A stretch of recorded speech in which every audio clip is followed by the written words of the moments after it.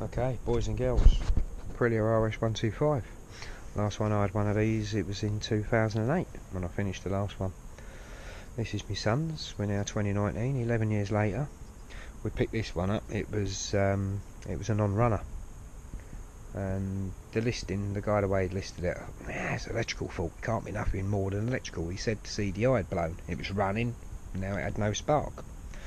So I'm a bit late with this video, I'll be honest, I weren't going to do one. We got a few spares with it and that, obviously we've stripped it down already. Now, played around with the exhaust, so we've made that really noisy. Came with a 34mm carb. It's got the V-Force V-Force 3 reed block, you can see in there. 34mm carb, arrow pipe. I don't know what the expansion chamber is, but a couple of little mods I've done. So the exhaust itself wasn't even bolted on; it was just on at the manifold end, but there was nothing under here. So what I've done is I've cut the bracket off the exhaust, put that back onto that bolt, and then welded it back on. So now the exhaust, nice and rigid how it should be. So I won't need the hanger, so remove the hanger. We've shortened this down. I haven't got a rivet gun. I've got to pop round my brother's to get his rivet gun and put the rivets back in to tidy that up.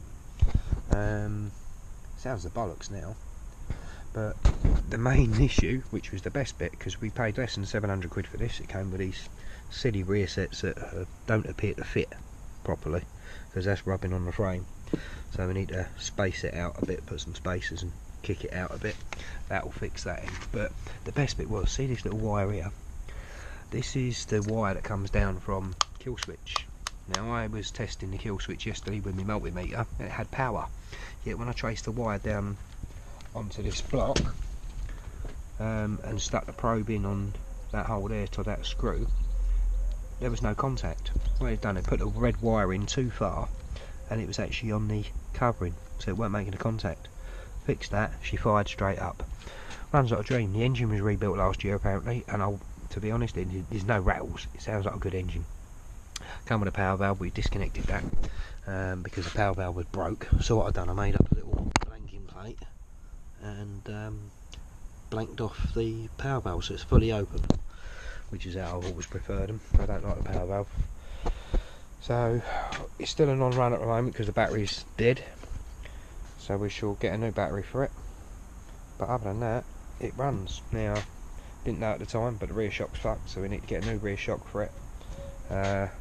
Front shocks are front forks. Yeah, front forks have obviously leaked at some point, and they've got no oil in them. So apart from sorting out the suspension next, that's where we're at. So pretty happy with it. We've got a lot of cleaning up to do. So here we go. Project APRILIA RS125 project part 1. So well, we've got it running. That's the main thing. That was the other thing as well. It turned up it had a starter motor, but the guy said he'd snapped the starter motor bolts in the engine, which was odd.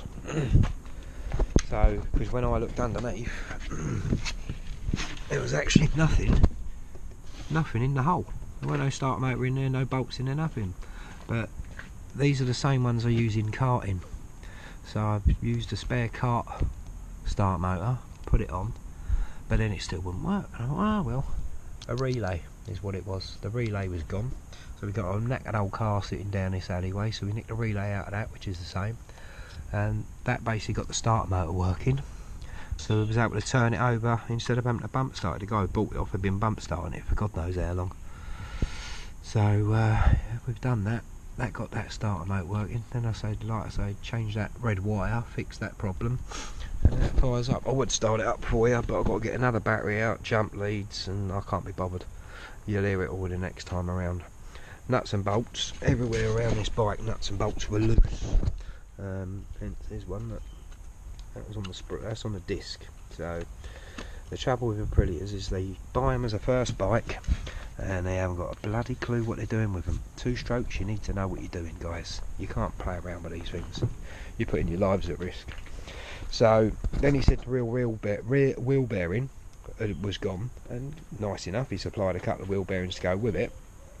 but I've adjusted it now. The chain was just tight, and he was a big lad, so no doubt when he sat on it, the chain was so tight it gave the impression the rear wheel bearings were gone, because it would have been rumbling away. But checked it all over, everything's good.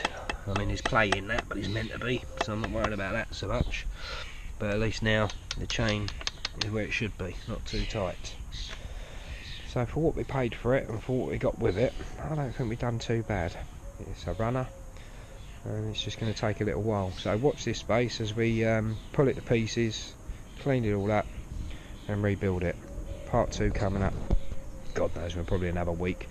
I'm back to work tomorrow, so I won't be doing nothing during the week. I'll have to go play with it next weekend. But we need to get the forks off, get them new seals put in it, get them oiled up. 430 cc's of oil got put in the fork.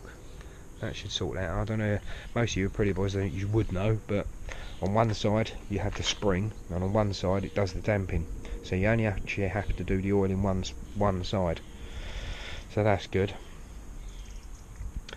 And yeah, so I don't know what these are, but yeah, as you can see, everything on this fucking bike was loose. It should be a rubber thing on now to stop this falling off. So essentially now, look, no back brake. So we've got a bit of work to do in getting this tidied up, but we'll get there. Doesn't need a great deal. Will it look as good as my old one? I don't know. We're not doing the seat unit at the moment. Whether he wants to do it is another matter, but for the moment it can stay standard, just for him to get the workman back on it and tinker about. So right, so until next time, thanks for tuning in, and like, subscribe, all the usual old buntings. And don't forget, I've also got another channel, Karting Track Days. If you like watching onboard karting videos, my other channel, Karting Track Days, go like and subscribe to that. We get videos up a couple of times a month on there. So alright, see you soon. Thanks guys for watching. Don't forget, like and subscribe.